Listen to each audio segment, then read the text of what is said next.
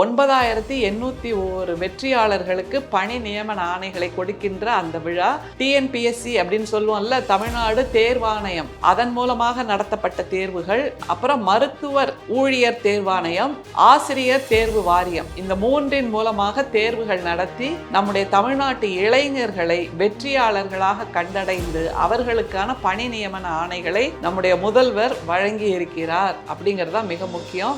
இதுல நாம கொண்டாட வேண்டிய ஒரு விஷயம் என்னன்னா, ப்ராவின்சியல் பப்ளிக் சர்வீஸ் கமிஷன் என்று தமிழ்நாட்டில் முதலாக 1927 ஆங்கிலேயர் ஆட்சி காலத்தில் உருவாக்கப்பட்டது. அந்த ப்ராவின்சியல் பப்ளிக் சர்வீஸ் கமிஷன் என்பதுதான் பெயர் மாற்றம் பெற்று இன்றைக்கு தமிழ்நாடு பப்ளிக் சர்வீஸ் கமிஷன் என்பதாக மிகச்சிறப்பாக தமிழ்நாட்டில் இருக்கக்கூடிய இளைஞர்களுக்கான வேலை வாய்ப்பை கொடுக்கின்ற ஒரு அமைப்பாக வெற்றிகரமாக நடந்து கொண்டிருக்கிறது என்பதை நாம் கொண்டாட வேண்டும். தமிழ்நாட்டில் தேர்வாணையம் மூலமாக தொடர்ந்து தேர்வுகள் நடத்தப்பட்டு கொண்டிருக்கின்றன.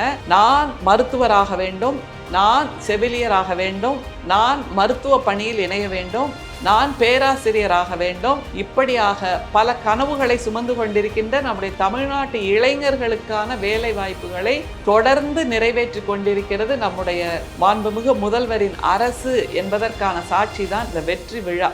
யோசிச்சு பாருங்களேன், நம்ம வீட்டில் இருக்கக்கூடிய நம்முடைய குழந்தைகள் தான் அதில் பங்கேற்று இருக்கிறார்கள், அவர்கள் தான் பணி நியமன ஆணைகளை பெற்றிருக்கிறார்கள் என்னும்போது இந்த தேர்வுகள் நடப்பதில் எந்த விதமான குளறுபடியும் இல்லை, எந்த விதமான குழப்பமும் இல்லை, யாருடைய தலையீடும் இல்லை என்பதை புரிந்து கொள்ள வேண்டும்.